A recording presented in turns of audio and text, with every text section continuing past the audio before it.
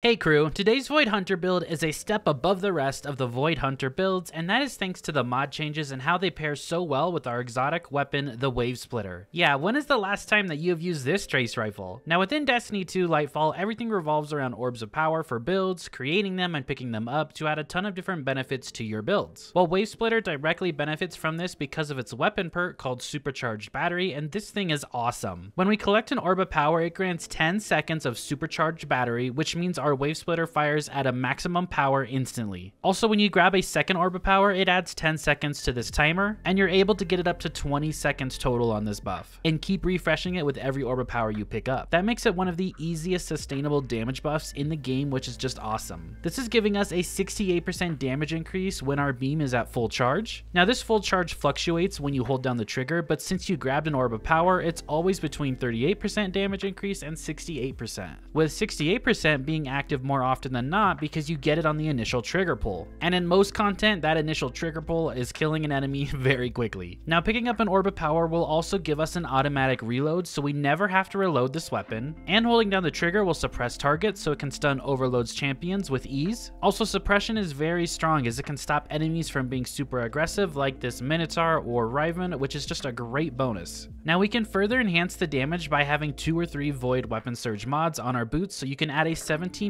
increase in damage with 2 of these mods on, or a 22% increase with 3 of the mods on. And this weapon buff can last 45 seconds, which is a long time and can be refreshed easily. Most of the time I actually drop the 3rd Surge mod for a Void Scavenger mod, so I am only losing 5% total damage and can get like 200 rounds just from 1 special ammo brick. Then to take this even further, we can add the Volatile rounds to this, which is essentially a 10% damage buff, because as the Volatile damage is going off on the target like a champion, it is adding that much more damage from our WaveSplitter. Volatile rounds can be activated on any class thanks to this season's artifact mod, Volatile Flow. So everything we have just talked about can be done on any class or subclass, which just makes WaveSplitter a beast to be reckoned with. But when we pair this with a Void subclass, that's where the real synergy starts to shine. Let's take my Void Hunter for example. We throw on the Reaper mod on our class item, so now when we use our class ability, we will spawn a Orb of Power on our next weapon kill regardless of the weapon, and this orb is guaranteed. Now we combine this with the Fragment Echo of Starvation, which grants Devour on orb pickup or when picking up a Void Breach, so I'm pretty sure you can see where we're going with this. 1 orb is all we need to chain some insane things with this build. So now all we have to do is use our class ability, kill any target, and grab that Orb of Power. We now have procced our 68% damage boost on our WaveSplitter from the orb. We have procced our weapon surge damage bonus of 17% or 22% from the same orb. We have also activated Devour from the same orb, so we get a full heal on every kill and 20% grenade energy on every kill. And to top it off, we have activated Volatile rounds from the exact same orb for another 10% damage buff and Volatile explosions that damage everything around it. So I can't stress how easy this is. 1 Orb of Power procs all of that for you, and we have that Orb of Power on demand thanks to the Reaper mod on our class item. So now everything else we add from within our subclass and our mods are just going to amplify everything and allow us to always be invisible and have plenty of ammo in our WaveSplitter, since I could say that this is the only thing we need to make sure we have is plenty of special ammo. And this ends up making what I believe to be the best Void Hunter build this current season. And remember, all of this stuff can be done on a Void Warlock or a Void Titan. It would work the exact same way basically. You just don't have the invisibility of a Hunter when you're getting those kills with Volatile rounds, but that's literally the only difference. For the Hunter subclass, I still like Marksman's Dodge because it reloads our weapons and it's a quicker cooldown to add to this build just to get that invis back quicker, and then Vortex Grenade. Remember, Vortex Grenade did get a 20% damage buff at the beginning of Lightfall, so these do hit harder now, which is just great. For the 2 aspects, we're taking Vanishing Step. Dodging makes you invisible, pretty simple, and you get 2 fragments with that, and then Stylus Executioner. Defeating a weakened, suppressed, or volatile target grants invisibility and True Sight. This just plays right into WaveSplitter, it plays into Volatile rounds, and every time you kill something, you're gonna go invisible because Stylus Executioner will always be procced. For the fragments, we're taking Echo of Cessation. Finish your final blows create that burst of void damage that causes nearby combatants to become volatile. So if you do want to add finishers into this, you can, which would play into your exotic chest piece as well because you get a damage boost from there and a void overshield from that. But the main part about this is defeating volatile targets creates a void breach. And we want those void breaches because they give us a nice chunk to our class ability energy and proc Devour. Our next fragment is Echo of Undermining. Your void grenades weaken targets. I still like everything to be weakened because you're doing 15% more damage to them essentially on top of all your other damage buffs. For the 3rd fragment, we're going to take Echo of Persistence. Void buffs applied to you, invisibility, overshield, and Devour have increased duration. I really like this because we're always invisible, we always have Devour, and then we're adding in overshields from our exotic chest piece if you do finish something, and also from our heavy weapon, the Commemoration, which has Repulsor Brace as a perk. So when I have volatile rounds and I kill something with my heavy weapon, I'm getting a Void Overshield. And then our last fragment that we already went over is Echo of Starvation. Picking up a Void Breach or an Orb of Power grants Devour. That's why I like the Void Breaches from Echo of Cessation, so you have two different ways to proc Devour, which is Breaches and Orbs, and it lasts longer with Persistence. And remember, Devour still gives you that extra grenade energy and full heal on every kill. It's one of the strongest abilities in the game. I would aim for high resilience with this build, high discipline, and high mobility if you can, and we're going to have some mods that's going to make up for some of that. For the mods on my helmet, I'm running Void Siphon, Rapid Void Final Blows will create an Orb of Power. This is for our WaveSplitter and for our heavy machine gun, so we can create Orbs of Power for us and our teammates. I'm also running Special Ammo Finder, and I'm stacking this twice in my helmet so I can get special ammo to drop as much as possible so I can feed into the WaveSplitter. On our gauntlets, we're going to take Bolstering Detonation, grants class ability energy when you cause damage with a grenade. We're going to take Firepower, your grenades Final Blows create an Orb of Power, so another way to spawn Orbs of Power. And then we're also going to take Font of Focus. You gain a bonus to discipline while you have any armor charge. We're always going to have armor charged with this build because we're picking up Orbs of Power,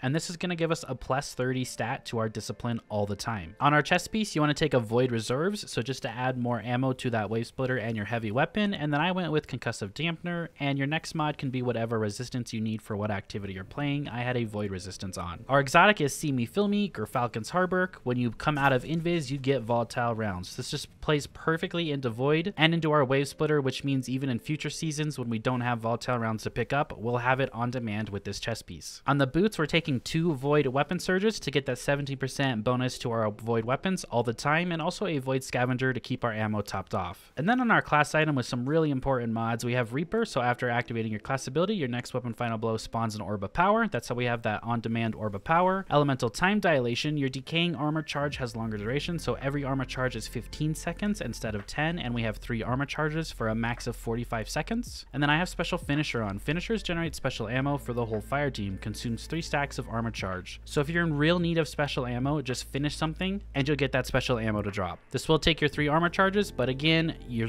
creating so many Orbs of Power that this doesn't matter. You'll just get those 3 stacks of armor charges back very quickly. Thank you so much for watching. I really appreciate it, and I'll see you all in the next video. Have a great rest of your day.